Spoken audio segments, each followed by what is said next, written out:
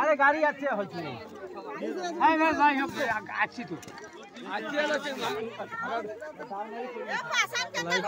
ভাঙি গেছে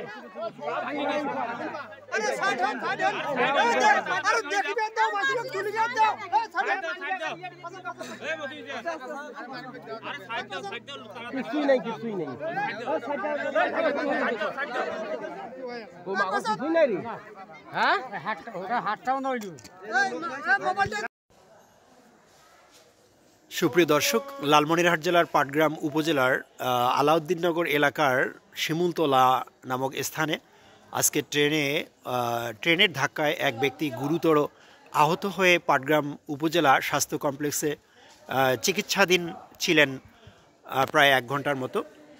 এখানকার কর্তব্যরত চিকিৎসক তাকে উন্নত চিকিৎসার জন্য রংপুর মেডিকেল কলেজ হাসপাতালে পাঠিয়েছেন। এই গুরুতর আহত ব্যক্তির পরিচয় আমরা পেয়েছি। তার বাড়ি লালমনিরহাট জেলার পাটগ্রাম উপজেলার সোহাগপুর 2 নং ওয়ার্ডে। তিনি শুকুর আলীর ছেলে হাবিব বাবু। তার বয়স 21 থেকে 22 বছর হবে। আমরা ঘটনাস্থলে গিয়েছিলাম। সেখানে গিয়ে যতটুকু জানতে পেরেছি, আজকে লালমনিরহাট থেকে ছেড়ে আসা বুড়িমারিমুখী যে করতোয়া এক্সপ্রেস ছিল, এই করতোয়া এক্সপ্রেসটি আলাউদ্দিননগর শিমুলতলায় আসলে সেখানেই হাবিব বসেছিলেন। এ সময় ট্রেন তাকে ধাক্কা দেয় এবং তিনি গুরুতর আহত অবস্থায় পড়ে থাকেন। পরে স্থানীয়রা তাকে উদ্ধার করে ফায়ার সার্ভিসকে খবর দিলে ফায়ার সার্ভিস দ্রুত ঘটনাস্থলে গিয়ে আহত ব্যক্তিকে উদ্ধার করে পাটগ্রাম উপজেলার স্বাস্থ্য কমপ্লেক্সে নিয়ে আসেন। এখানকার কর্তব্যরত চিকিৎসক তাকে উন্নত চিকিৎসার জন্য রংপুরে পাঠিয়েছেন বলে আমরা একজন স্থানীয় ভাইয়ের সঙ্গে কথা বলবো। একটু ভাই, আমরা শুনলাম যে আপনাদের এই এলাকায় এক ব্যক্তি ট্রেনে কাটা পড়ে, সম্পর্কে আপনি কি জানেন? আপনি একটু বলবেন? জি, মূলত আমরা দূরে ছিলাম, মেইন রাস্তার পাশে ছিলাম আমরা।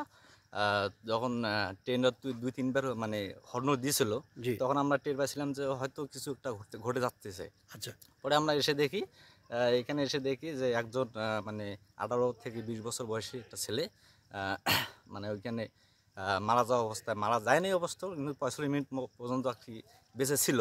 পরে আমরা ফায়ার সার্ভিসকে ফোন দিই। ফোন দেওয়ার পর ওরা আসার পর তাদেরকে নিয়ে যায়। মূলত আমরা পরে জানতে পারি যে ছেলেটা মারা গেছে। বিস্তারিত আমরা এখন শুনতে পারিনি। আচ্ছা আচ্ছা, তো আপনারা কি ছেলেটাকে উদ্ধার করে নিয়ে যান? পরে রেল লাইনের থেকে আপনারা নিয়ে গিয়েছেন আহত অবস্থায়? আমরা ফায়ার সার্ভিসকে ফোন দিয়েছি। ফায়ার সার্ভিস আসার পর তাকে নিয়ে গেছে আর কি পাটগ্রামে।